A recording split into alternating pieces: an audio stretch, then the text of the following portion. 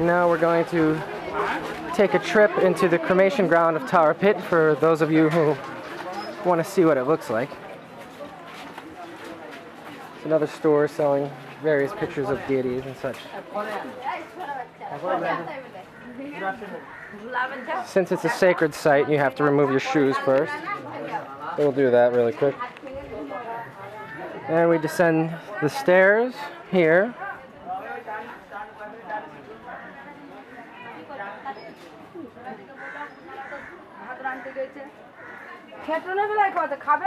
All these little buildings you see are... These are all tombs called samadhis, where the bodies of various tantriks and sadhus have been buried. This is the homa, where fire sacrifices and offerings take place. This is a man selling incense.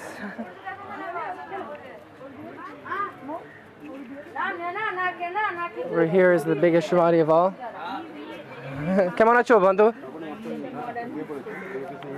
This is the samadhi of Bamakepa, the mad mystic of Tarapith. It's the biggest samadhi in the whole Shasha, and his presence, after Tarama, Bamakepa's presence here is the most important. These trees are Step back here. It's another samadhi. There's tombs everywhere. This is an altar to Kali. You can see there's her feet, and there's her face. Here's a picture of Ma Kali. It's completely covered with shindur. It's completely red around where her third eye is from devotees anointing it so much. Topped with a trishul.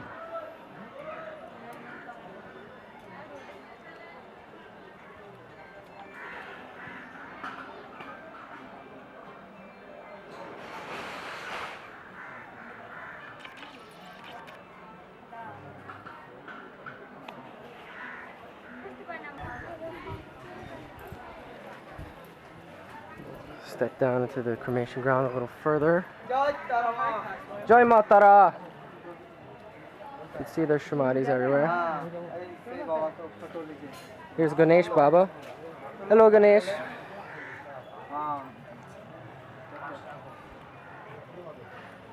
Other people selling incense, alta, and rose water. Julie's right, we should check that out.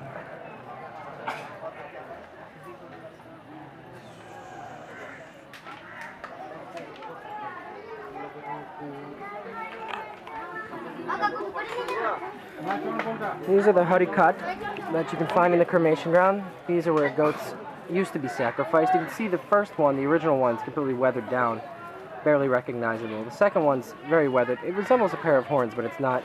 A goat's neck is placed between the fork, and it is chopped off with a sword. Although that doesn't happen here anymore. People still make offerings to the harikat because it's a place of power. You can see that money's been placed in a tiffin, and there's candles and incense burning all over the place. Joy Ma. I think Korima looks like a voodoo priestess, don't you think?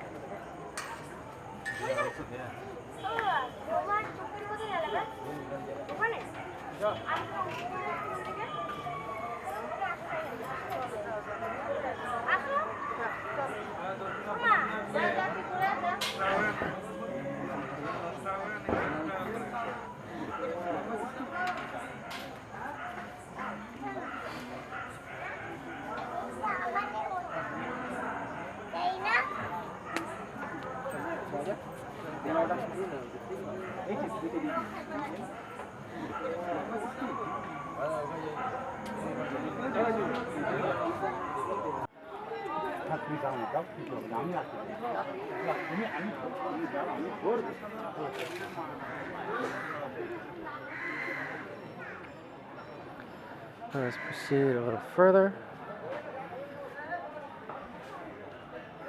Here's a Tantrik man stepping outside of his house. All these houses are constructed using minimal means. This is just bamboo and looks like plastic tarp for a roof. It's very simple. Here's another little hut that you find back here. Fire pit. There's a dog chilling out here in a fire pit.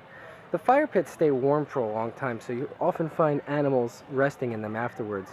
It's kind of funny to watch. On top of the main funeral pyre, you will see cows and dogs gravitating towards it simply because it's warm. It's a freaky scene. The spot surrounding this tree is very interesting. A lot of people come here just to chill out. Sometimes get drunk and smoke ganja also.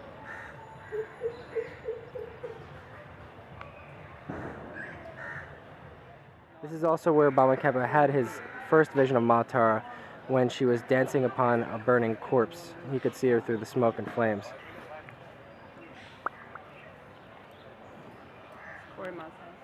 This is the house of Godima. It's a good friend of ours.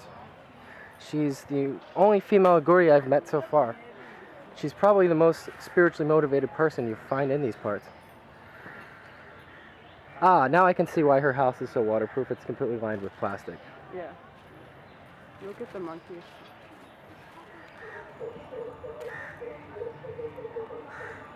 Not only do Tantriks live in the cremation ground, but many animals also have their home here.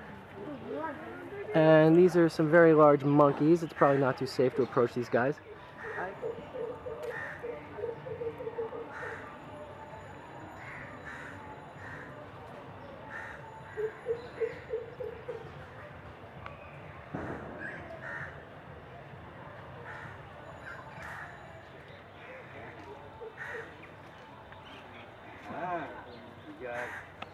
Look at this remnants of this fire. You can see the... This is the remnants of a homa, or fire sacrifice. And if you look, you can see the faint remains of a bhupura, or the outer periphery of a yantra design. Basically what happened here was sand was piled up and flattened with a tool, and then yantra for the goddess MAA TARA was made upon it using various colored powders, and then wood was stacked on top and various sacred substances were thrown in as it was set on fire. Jai MAA TARA.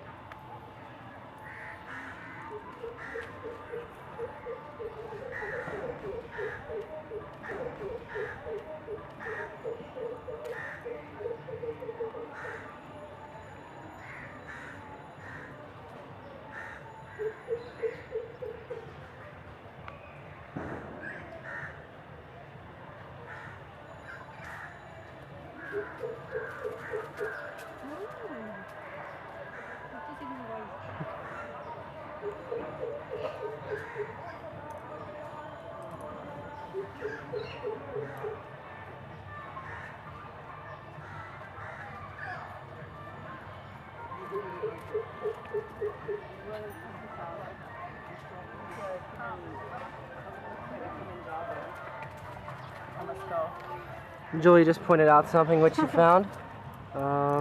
Here we have what looks like the remnants of a human jawbone. Let me get out of the light. Isn't that what that is? That's exactly what that is. It's a part of somebody's skull right there. The remains of a right side of a human jaw. Shanma. আবার কিছু দুইটা জায়গা কি হলো? আবার photo নিয়ে না আচ্ছা আচ্ছা আবার ভালো শাড়িগুলো আছে হ্যাঁ অনেক আসছে ওনা কাছে আমাদের কিছু করবে না কত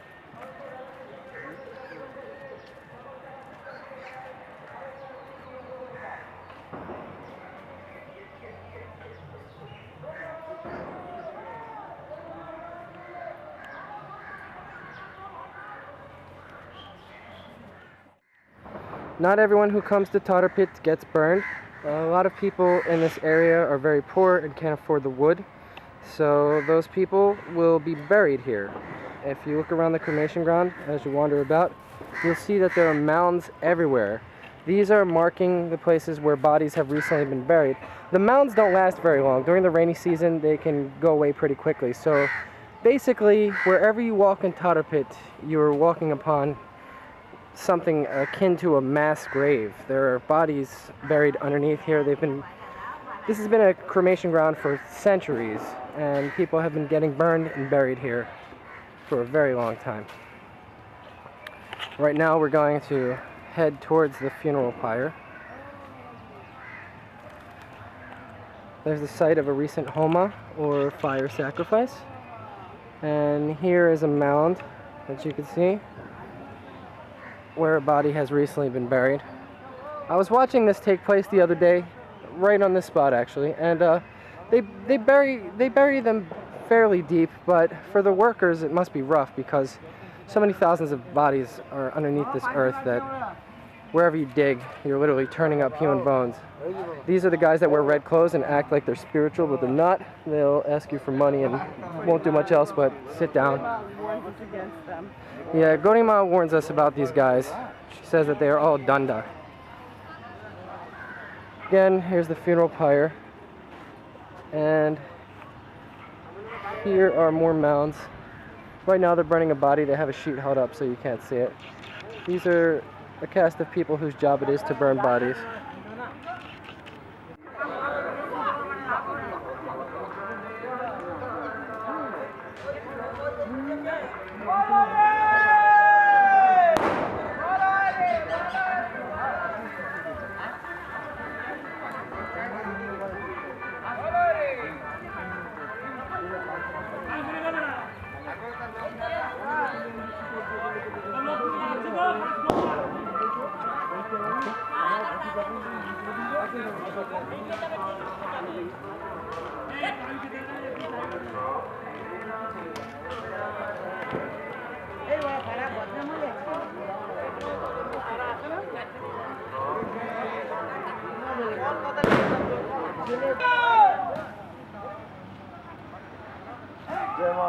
Jai Ma. Jai Ma.